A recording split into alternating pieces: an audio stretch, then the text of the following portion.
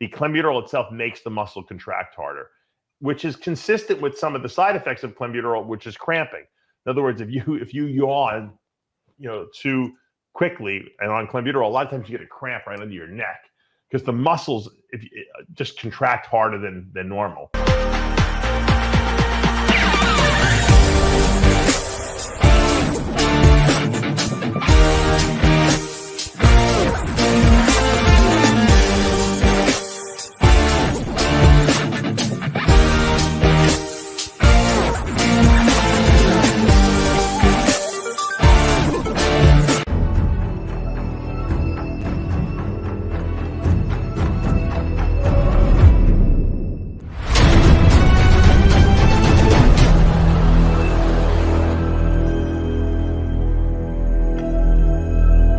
I created Species Nutrition with one mission in mind: to provide bodybuilders and serious athletes with no-nonsense supplements that work. I put my name and reputation on every bottle of Species Nutrition products. If you want to be your absolute best, join the evolution.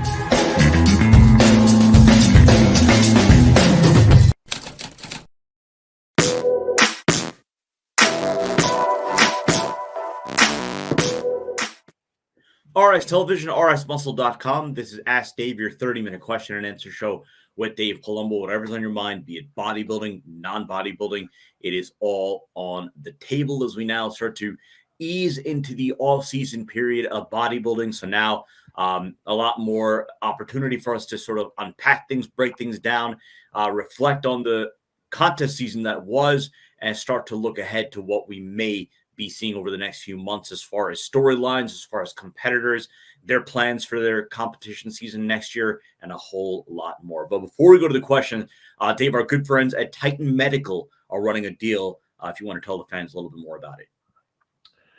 Yeah, I'm a big advocate for certain populations of people of like the GLP-1 agonists. That's the glucagon-like peptide 1 agonists. They mimic the natural peptides that are produced in our gut. You basically, after you eat, you release certain gut peptides. They go to your brain. They tell your brain, not hungry anymore, right? And some people, they don't work right. Some people don't produce enough of them. And they found that, by creating drugs that mimic these peptides, Ozempic is one of those drugs that we've talked about in the past, which is also known as semaglutide. And the new one out there on the block is called Mounjaro. The generic form of that is tirzepatide. And that's like a dual drug. It's actually two peptides together that produce some even better results and supposedly have less nausea issues with that. What they do is they tell the gut, or they tell your brain, you're not hungry anymore. And so while it doesn't take away your appetite all day long, it takes your appetite off between meals. So if you're doing your 5 small meals during the day, in between meals, you're not going to feel like snacking. That's one of the benefits. Another benefit is that it actually lowers blood sugar. So if you're actually running mildly high blood sugars, it'll correct that a lot of times in people. And it causes weight loss independent of the fact that you're not cheating on your diet. It does have some sort of a fat mobilization effect. No one really knows how that exactly works.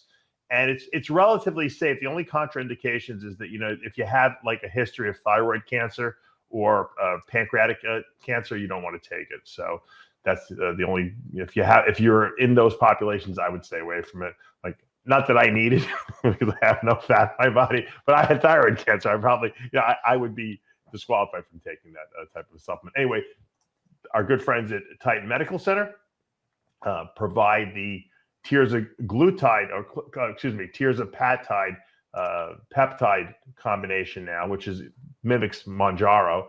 They also have the semaglutide, which was the Ozempic. That was what I was advocating, for a lot of my clients to get from them. Now they have the new one, and they're doing a sale on it only for RX Muscle. They actually extended the sale for our clientele for the next 2 weeks. If you contact TitanMedicalCenter.com, go to their website, get the phone number, call them, tell them Dave Palumbo, RX Muscle sent you. They will give you a really nice discount.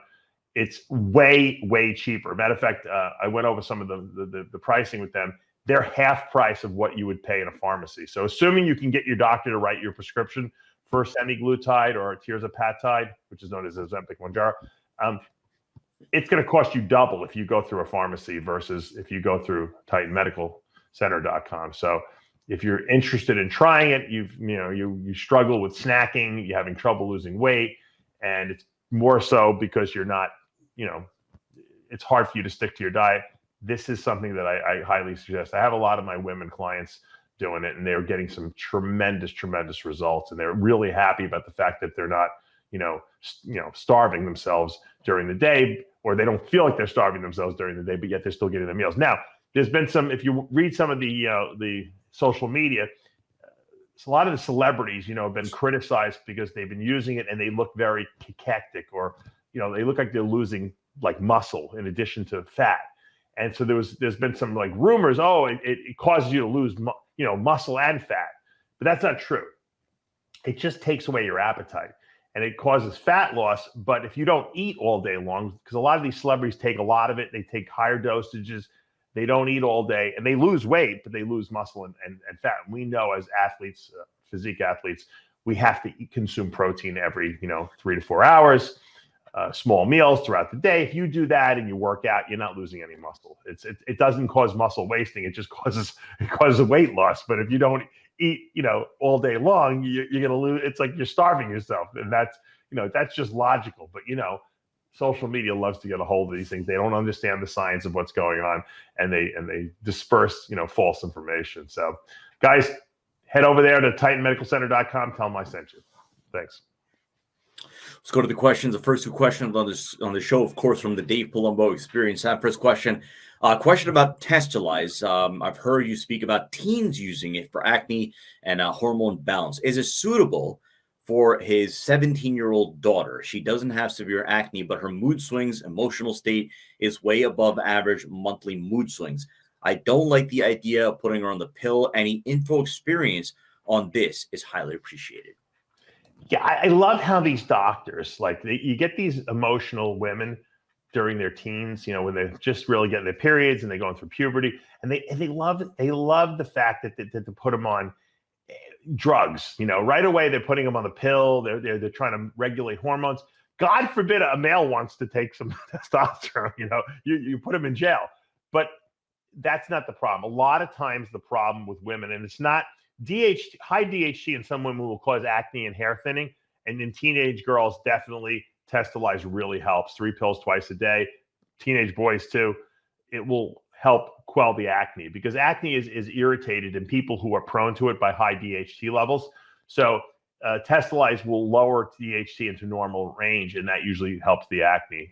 As far as mood swings go, a lot of times with women, because they have a lot more hormonal stuff going on, because they got progesterone, estrogen, plus they still have some testosterone. Whereas in men, we really have kind of low estrogen. We really don't have any progesterone in our body, very little amounts.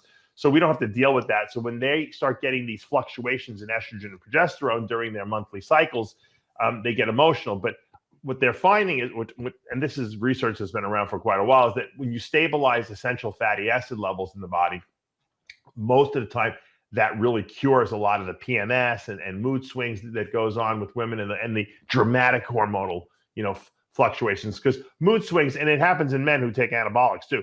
If you radically adjust, fluctuate your hormonal levels, these steroidal hormones, you get crazy mood swings. And that's why Anadrol always caused a lot of anger issues, because it's an oral. So it goes in fast, raises levels high, and then drops down.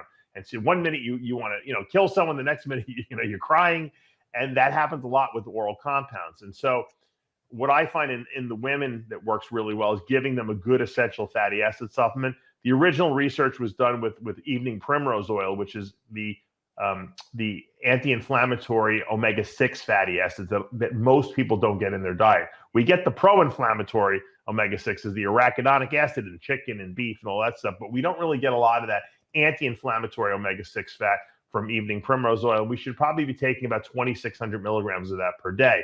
Luckily for you guys, I've already included it in my Omega-Lyze essential fatty acid supplement. So not only does Omega-Lyze have 3 grams of fish oil, which is your essential omega-3s are in there, but the omega-6 good ones are in there as well. Once again, balance of those two 6s and 3s are the most important thing.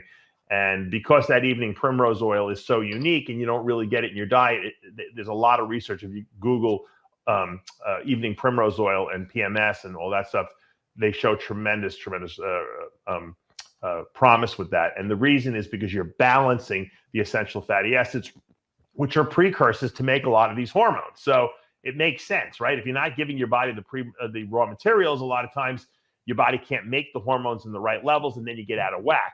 And what do? They just give you estrogen and progesterone in a pill form, and they say, well, we just fixed the problem. Well, you're not really fixing the problem. If you just gave the people the right raw materials, their bodies can do it for themselves. For God's sakes, the girl's 17 years old. She doesn't need any help hormonally at 17. Maybe when she hits 35, 40, and she starts, going through menopause, that's a different story, but not while she's 17. So give the body what it needs, and it will do what it needs. And so I would give your daughter 3 pills of Omega-Lyze in the morning with her breakfast, and then with dinner give her another 3, and that's going to really, not only is going to make her brain work better because of the essential fatty acids for brain function, but it will balance her hormones as well. Second question, again, these questions from the Dave Palumbo Experience app. A couple of years ago, I had weight loss surgery, which limited the amount of food I can consume. 2 years later, I've lost the weight. I would now like to gain some good muscle. How can I eat enough to put on muscle? When you get I guess they had the stomach stapling. Is that what I'm? That's what I'm assuming. Yeah. When they staple your stomach or they put a band around your stomach, they reduce the volume of the stomach, so the stomach can't hold as much food. Now, I'm not going to mention any names. I have people who I'm friends with. We're not bodybuilders, but just in regular life, who've had that procedure done, and they lost a lot of weight at first, and then just because they're emotional leaders, they re-stretched out their stomach again. They were actually able to, and they actually got heavy again. So if you've lost the weight and your stomach is obviously a smaller capacity, my suggestion would be to eat more frequent meals, even if you have to do like 7 or 8 like mini meals a day, because your stomach can hold food and it can absorb the food. It just can't take big volumes of food. So if you're trying to gain weight, rather than eat, 5, bigger meals, you might have to eat like 8 smaller meals, or instead of drinking a whole shake, because you might not have the volume in your stomach to do it, you might have to drink half shakes, every hour, type of thing. Drink one, wait an hour, drink the other half, the next hour. And if you do that, you'll absorb the nutrients properly and you'll be able to put on the weight. But you have to be very, neurotic in the sense that you can't miss feedings, because if you do, you're not going to gain the weight. As we've shown, and as I've talked about plenty of times in the past, people think that, the diet is the most hard part of bodybuilding. It's really the weight gain that's harder, because you have to eat the right foods. You have to eat them throughout the day. You can't miss meals, because if you do, it sets you back and you just don't gain the muscle.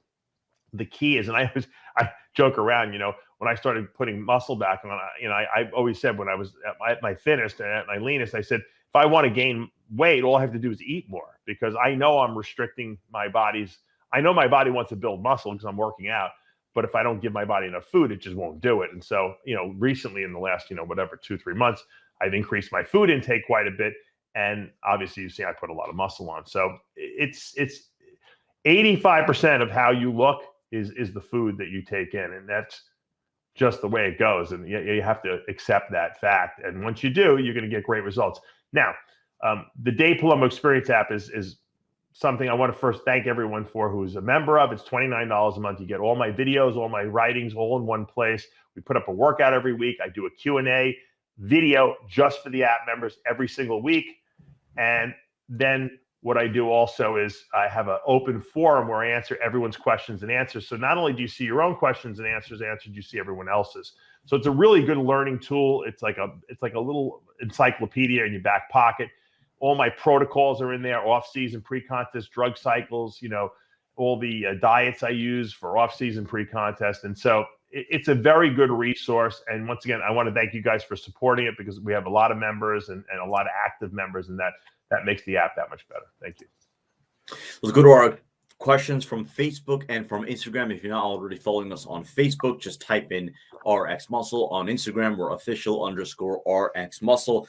So yesterday on After Hours, of course, the all new episode of After Hours live right now on the channel, there was a topic of conversation about Sam Sulek and Joe Rogan talking about Sam Sulek, and then, kind of going into the conversation about,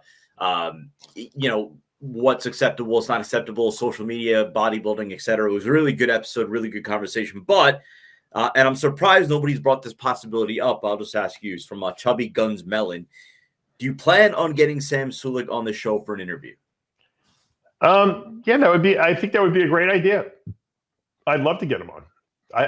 He might do better on, I can interview him one-on-one. He might do better on after hours because it'll be kind of fun, where everyone's barraging him with questions and, and just breaking balls. But I think we should, I didn't even think about it, to be honest with you, but sure. I mean, I like his passion. I like that he's willing to put his whole life out there. Obviously, we have a lot in common with eating junk food, to gain weight, because we have fast metabolisms. So we probably have a lot to talk about. Yeah, I think it would be great. And on the show, we were just talking about it, and I was kind of like, I wasn't really defending Sam per se, but I was saying it's funny how bodybuilders get so villainized over here in the United States, whereas in the Middle East they're held up to like heroes, like we would hold Jordan and LeBron and Kobe up as this is what the pinnacle of what an athlete, sports athletics, God should be. In bodybuilding, that's what they do in the Middle East. Like someone was telling me that I guess they knew some people in Egypt, and they said that in Egypt, the average person knows Ramy. I mean, he's that well known, and I'm sure the same goes for Hadi Chopin in Iran, which to me, and to the rest of our population is like, we're like, what? But look at when Hadi gets off the airplane, coming back to Iran after, placing second at the Olympia. It was like, there was like a parade there for him. It's unbelievable. And that, I wish we had that value, I guess you could say is a good word, here in the United States, that people actually said, you know what, look at what this guy accomplished. Look at how great. But you know what they did? Everything's so negative in this country. They just want to tear you down and say, well, yeah, he looks great, but it's because he's on steroids, Like, what is that? You can take steroids, you're not going to look like that. So what does that mean? Whereas, if you shoot, if you can run for, 200 yards, as a running back in football, no one even talks about steroids. They just look, he ran for 200 yards. He's that guy's awesome. I want to be just like him. So it's kind of sad, that we have this negative stigma on bodybuilders, because bodybuilders work as hard, if not harder, than any athlete in any sport. And it's a 365-day-a-year job. We do it because we love it, but it would be nice if we were more appreciated in our own country. That's what I found a little disturbing.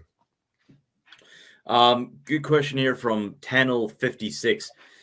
What exactly happens in your body when you take, I'll say gear, Halotest and Debulk Trend, that gives you that sudden boost in strength? There's a lot of speculation as to what causes it. Some people feel that it's fluid retention inside the muscle. Muscles like to be very well hydrated. We know that anabolic steroids make you store more glycogen, thus more fluids inside the muscle. Definitely, there's a leverage issue there. That definitely you're gonna see more strength from that. Obviously, if you put on or you grow new muscle tissue, you're going to be stronger because of that. And there probably is some sort of unknown that we can't figure out that causes that anabolics make the muscles just contract harder. I know that if you've ever used clenbuterol without using anabolics, like before I ever took anabolics when I was natural, I was using clenbuterol for fat loss and for muscle building, because Bill Phillips back in the day talked about it as being, something that would build muscle. And it worked. If it did build some muscle, if you weren't on anabolics, you would notice it, and it made you really strong. And one of the I guess theories of why it makes you strong is because the clenbuterol itself makes the muscle contract harder, which is consistent with some of the side effects of clenbuterol, which is cramping. In other words, if you yawn, too quickly and on clenbuterol, a lot of times you get a cramp right under your neck because the muscles just contract harder than normal. And I'm wondering if there's some sort of from anabolic steroids, they cause something similar to that to make the muscles contract harder. Because I do notice even on HRT, I'm a lot stronger in the gym than I am not on HRT. And I don't, like I said, I do look more hydrated. Like I definitely hold a little fluid when I'm even on a very low dose HRT compared to if I normally am not on anything. Like with that 7 years I was on zero, I was very dry all the time and almost bordering on the verge of a dehydrated look. So I think the hydration is a big issue, but I think there's also a muscle contraction that you get from being on anabolics as well. It's a topic that we haven't touched in a while. Alcohol in bodybuilding. How bad is alcohol to muscle gains and overall bodybuilding?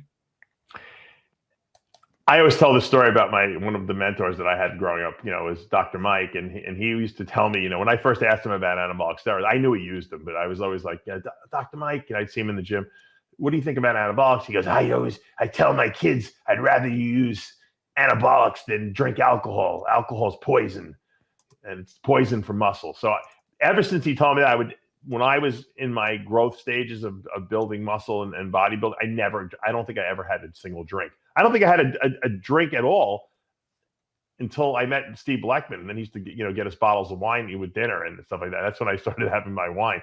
But I never drank because and even my father used to say that. He used to say athletes shouldn't drink alcohol. It's and my father had no science background whatsoever. He just knew that that's not like going to be conducive to you performing at a high level. So I always felt like that was like poison. And if I'm going to use anabolics, I don't want to use alcohol because the liver, the whole liver thing, a liver strain. If the anabolics are being broken down by the liver, and then I'm going to put more toxin in there by drinking alcohol. So I never did it. Now, that's not to say that if you have a drink on Christmas or Thanksgiving, it's a big deal. I just wouldn't. We got two Sids here. I just wouldn't do it on a regular basis. Some people say, "What about if I just have a couple drinks on my cheat meal every week?" And because I give most of my competitors a cheat meal once a week. Sometimes, during the off season, they'll have more than one cheat meal. But my whole answer to that is, I would say no on a regular basis. I would try to save it for unless you're just. Look, I have a lot of people I work with that are just casual people that just want to look good, and they're not going to be competing and they're not going for the Olympia, and that's not their goal. And those people they have regular. I'm like, if you're going to go to a party, have a couple drinks, that's fine, as long as you're not doing it every day. But for the serious bodybuilding athlete, I would say stay away from alcohol. I just don't think it's good for muscle. We had a question here about, obviously, we talked about some of the famous bodybuilders that you've worked with, Olympians that you've worked with. You worked with Tony Freeman, the X-Man. Yep. Somebody wants to know the diet and cardio protocol, the final 8 weeks or so before the 2008 Olympia, saying that was his favorite look that he ever brought to the stage. Yeah, Tony was very carbohydrate sensitive. He didn't lose weight on carbs, and I think he figured that out early in his career. So when before I started working with him, he was eating relatively low carb, but he had never done like a ketogenic diet. So he would eat like, protein and vegetables basically with a little bit of rice here and there. And I said, Tony, we can give you more calories, okay, more energy, fuel in your system, and you'll still burn fat and you'll look better. He's like, what do you mean? I said, well, if we increase your fat intake of good essential fats and we get rid of the 80 or so carbs you're taking in a day anyway, which was very low. I said, you'll actually be taking in a higher caloric load. You'll feel better. Your brain will be functioning better because you'll be in ketosis. And I think in your body, I think you're going to respond better. And we tried it, and his body loved fats. His body really looked good on fats. So I would do ketogenic with him almost, every single day. And then maybe give him a cheat meal once a week. And he wasn't really into cheat meal. Like he would eat just like clean food, like for his cheat meal, like clean rice and stuff like that, because that's just the way Tony likes to eat. But I would just ketogenic him, the whole time, and then we would play with cardio up and down, depending on. Sometimes he would do a lot of cardio, if he needed it, because Tony's body did not like to lose that little bit last bit of fat around his glutes and lower back. So he had to really suffer. He would look good all the time, but to get that really grainy, dry look in the glutes and hamstrings, he needed to really suffer. And Tony would do whatever you tell him to do. He wouldn't complain, nothing. So that was usually the goal. Suffer, and then barely carb him up, like maybe 1 day of carbs. That's it. He didn't need it. He can eat 2 carb meals and he looked huge. it's called great genetics, and that's really what we did. You use a little bit of half a diazide, a couple of half diazides to dry him out. Sometimes we needed a little bit more. His body can handle a little more diazide than the average person because he just held water naturally. I remember there was one show I helped him with, and he was definitely behind. He was not ready. He was not ready for this show, but it was kind of a warm up, and he wanted to do it anyway. And we didn't even carb him up. I think we gave him like 1 or 2, bowls of rice, right the day of the show, and that was it. And I hit him with a bunch of half diazides, maybe like 3 or 4, and it dried him out. He wasn't as big and full, but he was ripped. I don't know how it happened. He had just one of these physiques that if you pulled water out of him, even if he had a little bit of body fat on him, he still looked good, and he won the show. And judges would tell him, "We love this look." And I'm thinking, this guy didn't even eat any carbohydrates. He was like, he had like a cheat meal after like prejudging, and his body just like blew up because he was so dry and depleted. But that's the amazing thing about some people who have amazing genetics. They don't go by the rule book doesn't apply to them. You have to kind of just figure out their physique and then figure out what works best for them. If I would apply what I did to him to the average person, it probably wouldn't work well. They probably wouldn't look as good, but that worked for his physique. And I just knew after him doing for years and years of trying with carbs, he just didn't do that well on high carbs. He just was a low carb guy, and his body did better on fat. So once again, that's why I always tell people, you can't just use the same, template on everyone. If it doesn't work, you have to modify it and figure out what does work with him. Him and I just happened to get a good formula, and that worked well with him.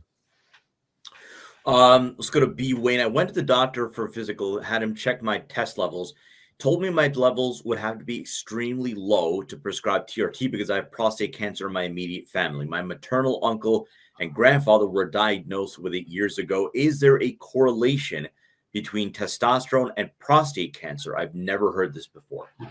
Yeah, I don't really buy into that. From what I understand, it's more an estrogen DHT thing that can irritate. In other words, DHT and estrogen and testosterone don't cause prostate cancer. If you have prostate cancer in your family, and means you're genetically predisposed to it, supposedly the environment that we see it most likely present itself is a higher estrogen, slightly higher DHT environment. So as a preventative, a lot of times we'll try to limit estrogen in the body to a certain degree. We don't want to annihilate it, and we'll limit DHT. Now, whether you can do it naturally or you have to do it with prescription meds like Arimidex and finasteride, that remains to be seen. But I try to keep those levels low, or I would suggest keeping them low. Taking testosterone is not going to cause you to get prostate cancer. Now, if you have an active case of prostate cancer, a lot of times, they want to put you on anti-androgens. They want to take the stimulus of what makes the prostate cancer grow. It would be like saying, if I take GH, am I going to get cancer? Answer, no. If I have cancer and I take GH, what's going to happen? Well, the cancer is going to grow faster. So you wouldn't want to take GH if you have cancer, but GH doesn't cause cancer. Likewise, testosterone doesn't cause prostate cancer. But if you have prostate cancer that's androgen receptive, you don't want to take testosterone because that could feed it. So you have to, and so I guess for this person who was asking this question, whose family it runs in, I would get genetically tested to see if you even have the gene for it, because they can do that. Number 2, you just got to get regular checkups. Check your PSA, check your prostate, size, check those DHT and estrogen levels, make sure they're in check. And if you do that, I don't see any reason why you couldn't take testosterone. Let's go to VIP Lab Decor. Fasted cardio, morning or cardio right after weight training, which is better for fat loss? I think it's comparable. I think they're comparable. Some people like to get the cardio over in the morning, so they'll just do it first thing when they wake up. They have a bike in their house, or they have a treadmill in their house, and then they like to just get it over with. Other people, like when I was doing cardio back in the day, I didn't have to do a lot, at least not later in my career. I didn't do a lot. So I would just say, you know what? I think my body would recover better if I only did one workout a day. So I would do whatever I went to the gym to do my weights. Right after my weights, I would just do my half hour or whatever. Even if I went up to 40 minutes of cardio, I would do it right after, just because I banged out both, Now, when you train with weights and then do cardio, by the time you get to the cardio, you're in a depleted state. Okay. When you wake up in the morning, you're in a depleted state. So that's the best time to do cardio in a depleted state. So it's pretty comparable to do it either in the morning or after you train. Which one you choose is up to you. Now, if you're up to doing like an hour and a half of cardio a day because you just have to burn a lot of fat, you might want to do 45 minutes in the morning first thing when you wake up and then knock out another 45 minutes after you train. That's fine as well. But my feeling is if you're not really doing that much cardio, you might as well just do your workout and then do your cardio, so you only have to train once a day. And for people who have jobs, that's probably a little bit better as well. But everyone has different, ideas of like when they like to get things over with.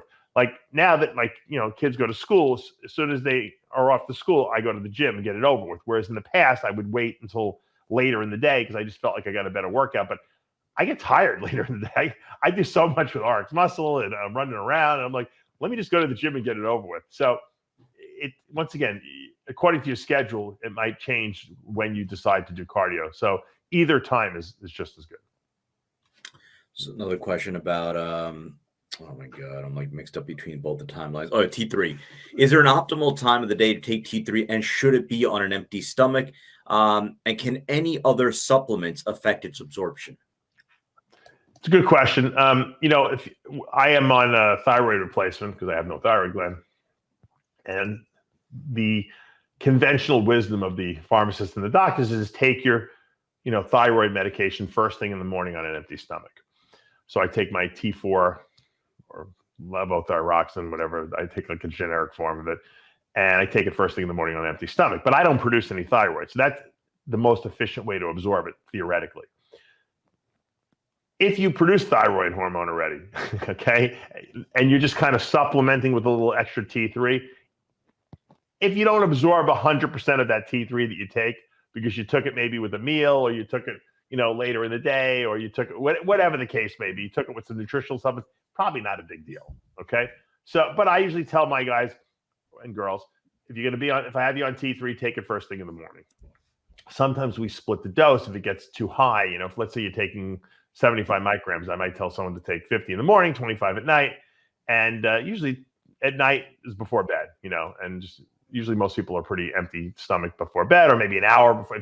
Some people take fiberlyzed vitamin before bed, so I tell them take it like a half hour before that.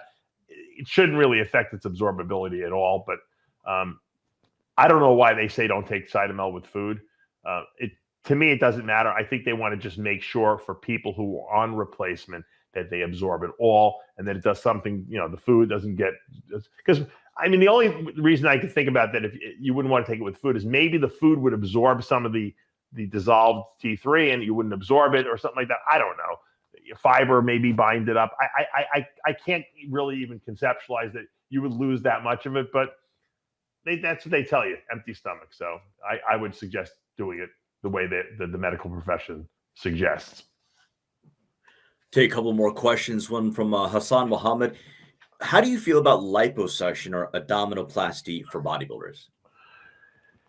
Yeah, it's funny that you asked that question, because whenever I have people ask me questions about spot reducing fat, putting fat burning creams on, and now they have these non-invasive like liposuction. Have you seen this where they kind of like use sound waves to try to break up the fat and stuff like that? I'm like, the only way to really spot reduce fat in your body is to get it sucked out. So while, I wouldn't suggest, if you're kind of really overweight, getting like gallons of the stuff sucked out of your stomach. I really don't think that that's ever going to look good, because you're breaking up the integrity of all the cells there. And what happens is the skin just hangs and gets loose. I would try to lose as much fat as possible and use liposuction as an absolute last resort, just to get maybe rid of if you have a real stubborn area. Some people just have like on their lower back, it's just like they can't get rid of it. In other words, they diet, and they don't even look better. They look worse, and the fat still doesn't go away. So in those cases, stubborn body fat, if you're going to suck out a little bit of it here and there, I think that can look good. If you get too much fat sucked out, and I can vouch for the fact that I've talked to Dr. Blau, my plastic surgeon friend, about this innumerable times. It's hard for the surgeon to contour it properly and have it look even on both sides if they're taking too much out. Now, if they're doing a skin reduction where they're actually cutting out the skin and the fat, different story. But if you just get liposuction and you have a lot of fat in an area, a lot of times the surgeon won't want to do it. They're going to tell you, lose some weight first. because otherwise it's going to, because if they take more out of one side than the other, if you gain weight back, it's going to look disparate. You're going to have more fat on one side. It's going to look ridiculous. It's not going to look symmetrical anymore. So you always want symmetry in your body. So I think it's important that you don't use liposuction as an excuse so you don't have to diet, but use it as a tool to get maybe rid of very hard to burn fat in certain places of your body. Take one more question. We'd like to end on a philosophical question. Questions from Pete Pingle. If you had, so there's a two-part question. If you had one competitor who you thought was going to win it all, but for some reason just never made it, who would that be? And then also a competitor who you thought had no chance at all and ended up having a very, very good career. That's a good question. I haven't thought about it. So, I mean, I don't even, off the top of my head, I can't, I don't know if I could think of anyone. There were guys that got sick and never made. I mean, Dennis Newman, when he won the 95 USA, a lot of people thought he was going to go on to huge things. Then he got leukemia. He actually beat the leukemia, but then he tore his pec. So here's a guy that, should have been a superstar and never really went anywhere. Edgar Fletcher was probably one of the best amateurs never to turn pro. He used to cheat on his diet, though. So, I mean, he would have been an awesome pro if he would have made it. I could definitely see that. I think that as far as, to say Branch Warren was unexpected is probably not giving him enough due, because he did win the junior nationals and he was always like a perennial guy that people were talking about. But I don't think people ever thought he would be a second, a two-time Arnold Classic winner and a second place Olympia finisher. I think that was surprising, and that's a testament to his work ethic. So, and especially, to this day, I'll say the greatest comeback of all time was Branch Warren after tearing his quad and coming back 6 months later to win the Arnold Classic. I mean, that might have been the greatest comeback of all time. I've never seen an injury heal that quickly, and that's one of the, and I've had it, so I know it's one of the most brutal injuries, and the rehab is the most painful rehab of all time to get that range of motion back. So I tip my hat to Branch Warren and his work ethic on that one. Can you think of anyone that I'm not thinking about, Sid? But I guess the question is really more so, okay, not as far as you didn't really have much expectation of them. You just looked at them and said, I answered the part where the person. Yeah, right. No, I'm just trying to think the part of like. I mean, I don't know. I don't know if people had expectations of Branch ever being, that good. I think we knew he would be good, but I don't think we thought he would be that good. Right. And but also keep in mind, Dave. I mean, that was also in an era where no one thought Ronnie Coleman was ever going to win the Olympia. I mean, he wasn't. I mean, he was a good bodybuilder, but no one realized that he was natural. You could very well argue the same for Nick Walker, right? I mean, really think about it from the amateur ranks.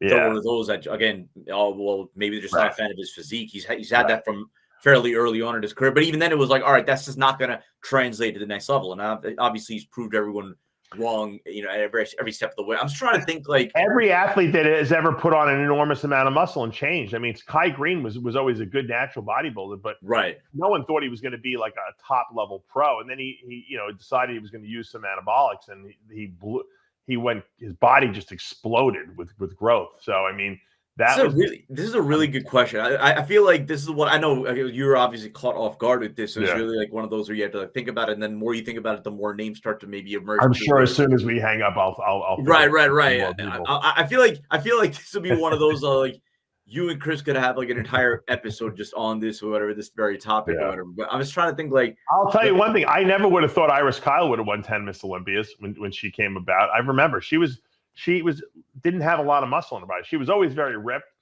and she had good shape, but she wasn't like a top level, like where, she's going to be the next Miss Olympia, and then she just kept getting better and better and better. And then she, actually snuck in and won an Olympia. And after that, I mean, the rest is history, because I mean, who thought she would win 10 of them, And so there's a lot of athletes that no one suspected or saw coming, But you see a guy like Big Ram. I mean, we thought that he was going to be, a 10-time Mr. Olympia, and he didn't. Right. He did win 2 Olympias, so you can't say he was a failure. That was exactly not. You can't say it was a disappointment. But I mean, if you're looking for him to be the next Ronnie Coleman, obviously, that didn't happen. He didn't become that folk hero that we thought he would become. Let me ask you something. And obviously, look, right now, the hot name is Rubio Mascara, is Nexzilla. Obviously, look, when he turned pro and you got to see those high quality pictures, Victor Kalberg, you actually get to see, all right, wow, this guy is a legitimate freak, right? I mean, whatever you saw on social media leading up to that, you saw a lot of altered pictures. I mean, you go on YouTube right now and you search Rubio Mascara and Nexzilla, a lot of altered pictures. So it was really tough to tell, all right, is this guy for real, or is this just, like a sort of a viral sensation sort of a thing? But then you saw him, in Prague, and you that was like the first glimpse. But then, just this past weekend, obviously in Dubai, between, the video footage we got, and then you see, sort of the reaction that the likes of a Flex Wheeler, Dexter, Dennis James, Chris Cormier, Lebroni were having, or whatever. Where do you fall on this now? I mean, do you see him as, obviously it's one thing to say, all right, obviously he could be a big name to come in bodybuilding, but obviously there's still going to be the debate as far as the shape, as far as the structure, as far as the aesthetics aspect of it. Where do you fall in this debate? Do you legitimately see him as a future Mr. Olympia or multi-time Mr. Olympia?